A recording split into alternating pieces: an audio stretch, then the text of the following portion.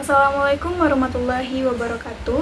Halo semuanya, perkenalkan nama saya Aprilia Gempani dengan NIM 23042119. Video ini dibuat untuk memenuhi tugas mata kuliah Governance Digital dengan dosen pengampu Ibu Yulia Hanusalina, SIP MAP. Selamat menyaksikan. Dualitas digitalisasi, potensi dan permasalahan dalam teknologi digital. Digitalisasi telah menjadi salah satu fenomena yang paling berpengaruh di zaman sekarang. Hampir semua aspek kehidupan kini tersentuh oleh proses digital, mulai dari pendidikan, pemerintahan, ekonomi, hingga interaksi sosial kita sehari-hari.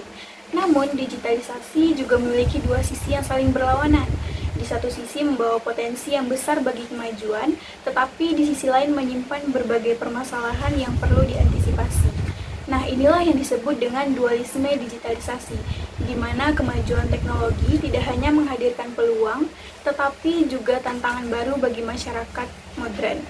Nah, yang pertama itu adalah pembelajaran dari digitalisasi.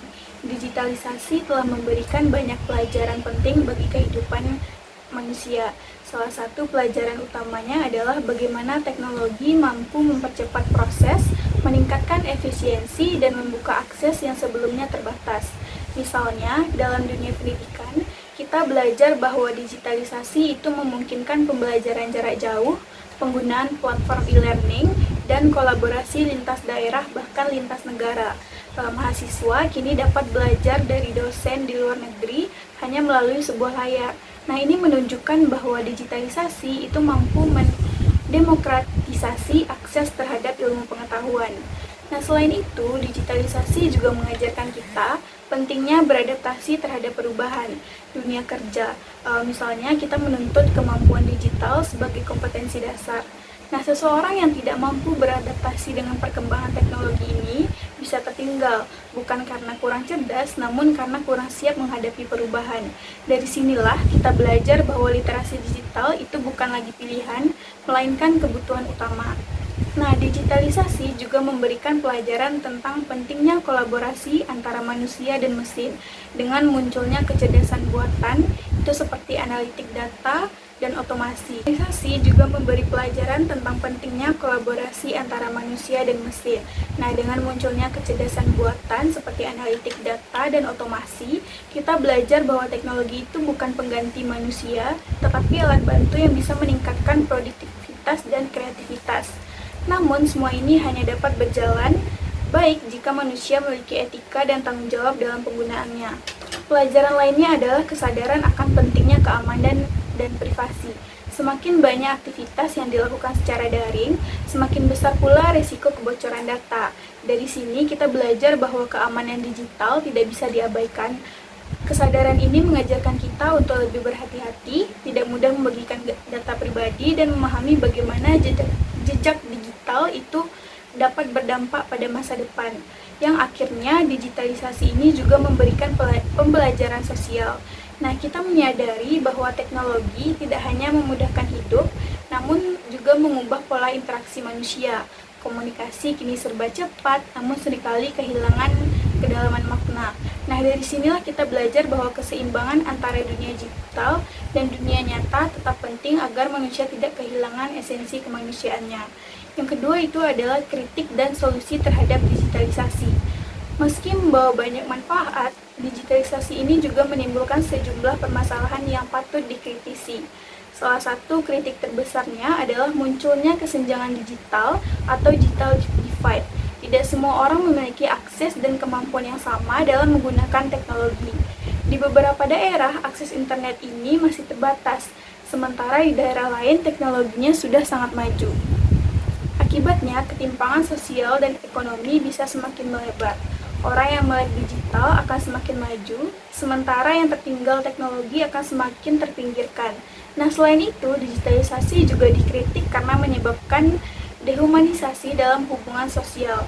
Interaksi manusia menjadi lebih singkat atau karena banyak aktivitas berpindah ke dunia maya. Nah, orang lebih sering berkomunikasi lewat layar daripada bertatap muka secara langsung. Dan hal ini bisa menyebabkan menurunnya empati, munculnya perilaku tidak sopan, dan serta meningkatkan kasus perundungan digital atau cyberbullying. Nah, permasalahan lain itu adalah keamanan data dan privasi. Banyak perusahaan besar yang memanfaatkan data pengguna untuk kepentingan bisnis, bahkan tanpa izin yang jelas. Kebocoran data pribadi ini menjadi isu yang sangat serius di berbagai negara termasuk Indonesia. Nah, masyarakat itu perlu lebih sadar bahwa setiap aktivitas online itu meninggalkan jejak digital yang bisa disalahgunakan jika tidak dilindungi dengan baik. Kritik berikutnya yaitu datang dari sisi ketergantungan berlebihan terhadap teknologi. Banyak orang, terutama generasi muda, mengalami kecanduan digital. Waktu yang dihabiskan di media sosial itu meningkat, sementara interaksi sosial di dunia nyata menurun. Nah, ketergantungan ini bukan hanya mengganggu produktivitas, namun juga kesehatan mental. Kita menjadi lebih mudah cemas, membandingkan diri dengan orang lain, dan kehilangan fokus pada hal-hal yang penting dalam kehidupan nyata kita. Nah, dari kritik-kritik tersebut, datanglah sebuah solusi. Yang pertama itu perlu dilakukan peningkatan literasi digital secara merata.